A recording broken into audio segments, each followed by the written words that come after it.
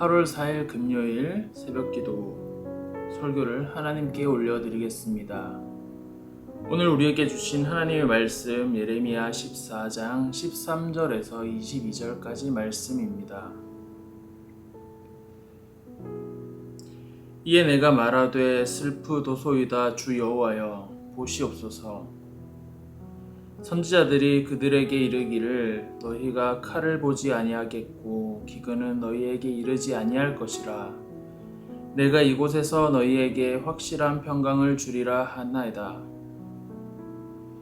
여호와께서 내게 이르시되 선지자들이 내 이름으로 거짓 예언을 하도다.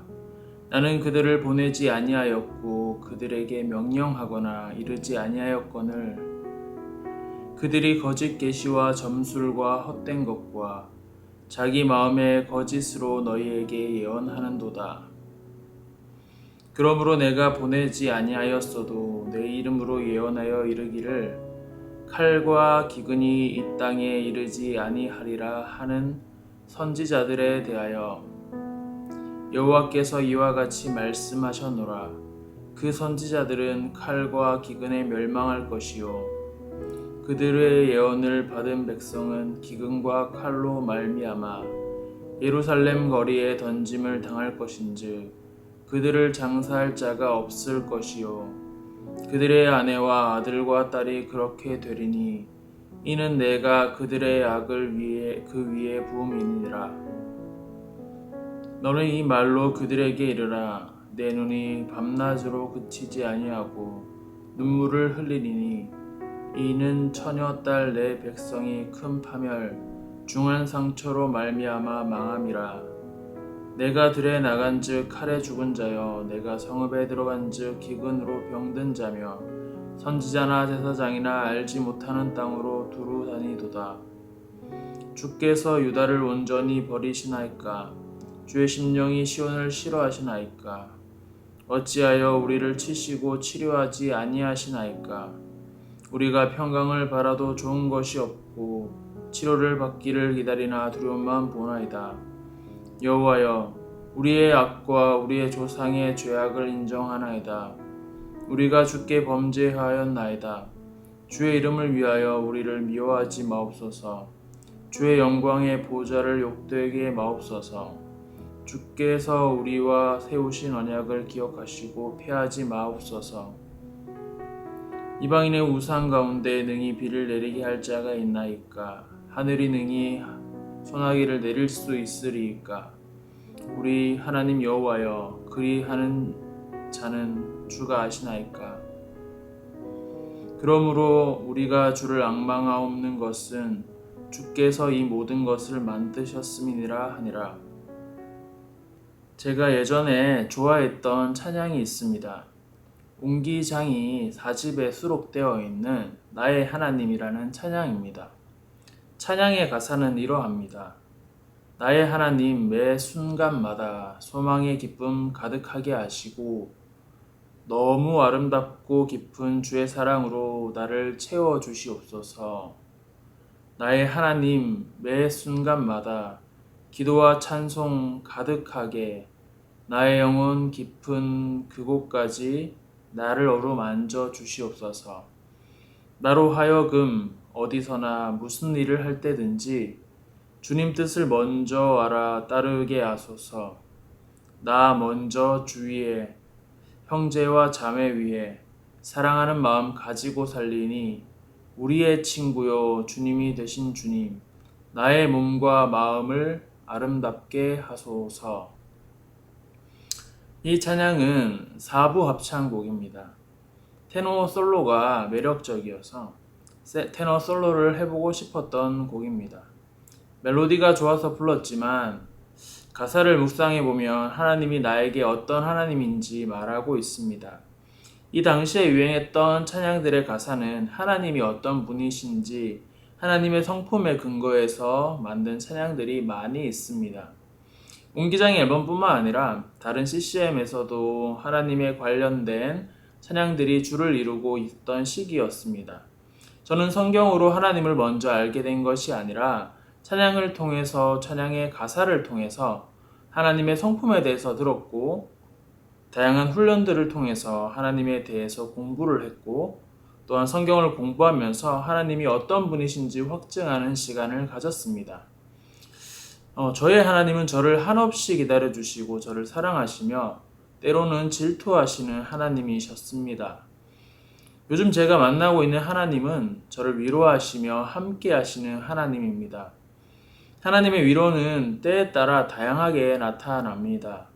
여름 수련회를 준비하면서 때를 따라 돕는 사람들을 붙여주시고 연결해주시고 만나게 해주셨습니다.